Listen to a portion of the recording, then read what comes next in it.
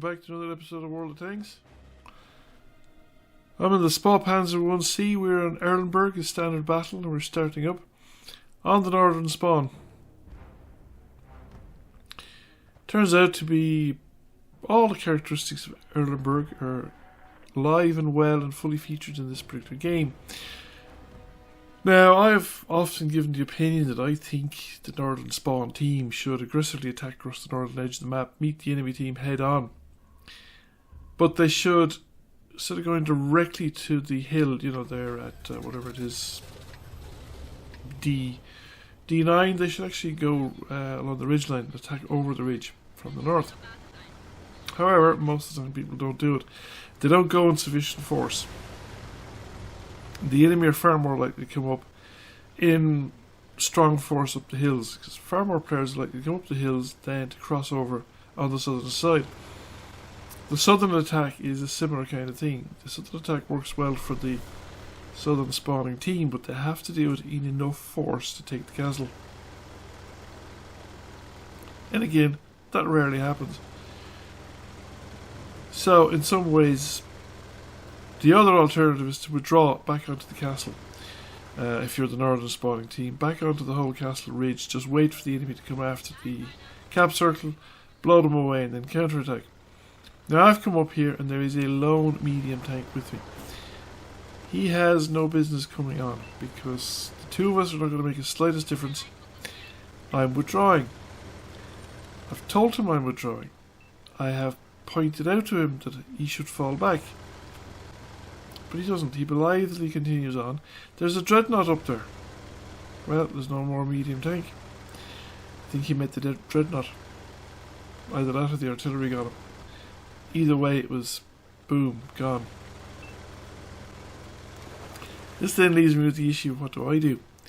Well, I thought initially I'd sort of maybe come along here and keep those guys in the ridgeline over there at D9 spotted. Because there's going to be quite a few of them on the ridgeline, and some of our guys will be able to shoot them from back into the field. So I came along here. Now I hid behind a bush, and I think I'd have been safe enough, except the enemy light tank, the only one they had, just decided to come down and have a poke around. So I thought, okay, I better get out of here. There's no point in hanging around with all that lot up on the hill shooting at me. So off I go for the hill, and then there's the question of what do I do next. Usually I'd be fairly concerned about the defence on the cap circle, so I came back this way initially to try and help out with the defence of the cap circle, and away we go. So we've lost the guy forward, the guy hanging around the edge of the town. He didn't actually have much business being there, considering there was nobody directly behind him on the hill here to actually support him. The only purpose of staying down there is you get actually back, so that you force these guys like the Gronovich to actually come out and expose themselves to the tanks behind up here in order that they can shoot him. There's the dreadnought. There's the enemy light tank, so I said, right, get a shot into him and I move away. Because again, I have no business on the ridgeline. I don't have good gun depression, and the slightest mistake in that dreadnought will just end my existence. Now I'm waiting for this guy to crest the ridge. Come on, you can do it. But I fluffed the shot, and I don't really want to hang around here. Now there are 3 tank destroyers on the hill, and I thought, okay, maybe not hang around here. Maybe actually go down and make sure we clear the area around the bottom of the castle, and then come back up and help defend the cap circle. That would be a more sensible way of doing it.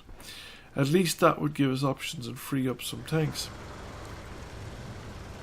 So down I come here.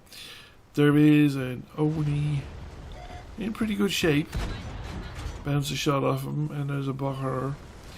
And we go in here and we get an ammo rack. And then somebody just ammo racks him again. And that's the end of that. Then I shoot the Bokhar, which was prior to now unaware of my existence, but had been taking damage and is now dead. So, back again, I thought, right, we better go back and see, make sure that we don't lose the cap circle.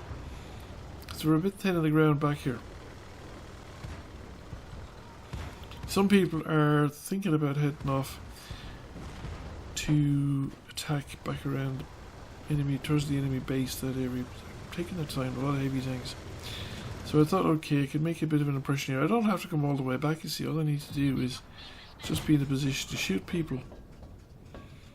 So the Gronovich is pulled behind the building. The T-29 is no line of sight. None of these guys are giving me really lines of sight.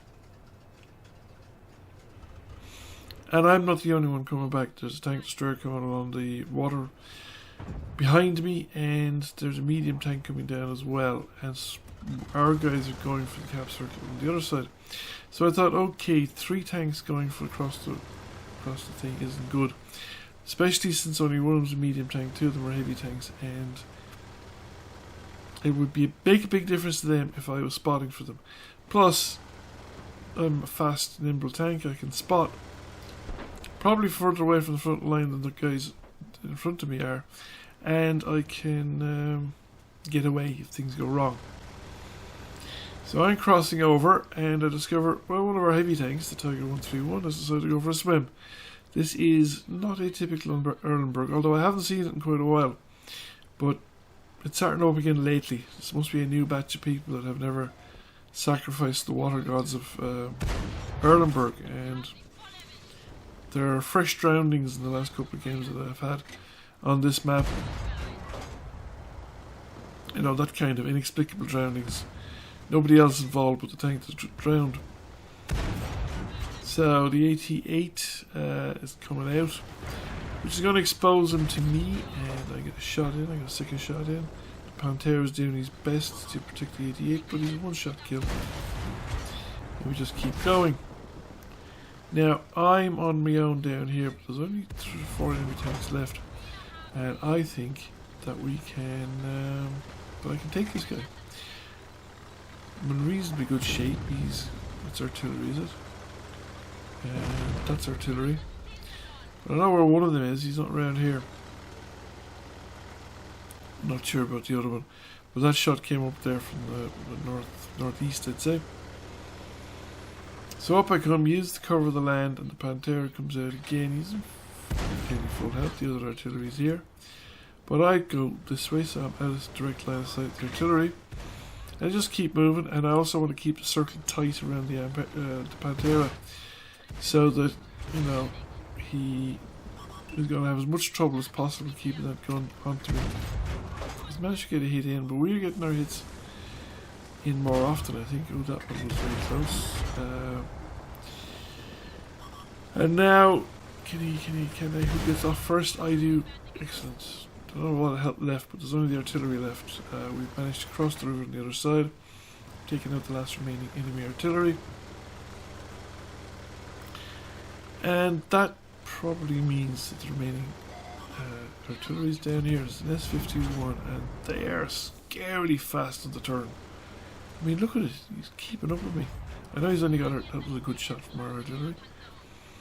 So, the only thing is his gun bloom is probably huge. And we got him. So, in a fairly short space of time, we have, what is it? 2,800 and something. So we have 2,876 damage. Didn't get a lot of assisted damage there, despite the fact that we spotted 7 tanks. We got a first class mastery. And we were number 1 by experience. And we're not too far away from a second mark of excellence either. Thank you for watching. I hope you enjoyed the video. If you did, please press like, comment, share. It really helps the channel out. And if you have not already done so, please subscribe to the channel. I will catch you all again soon. Bye for now.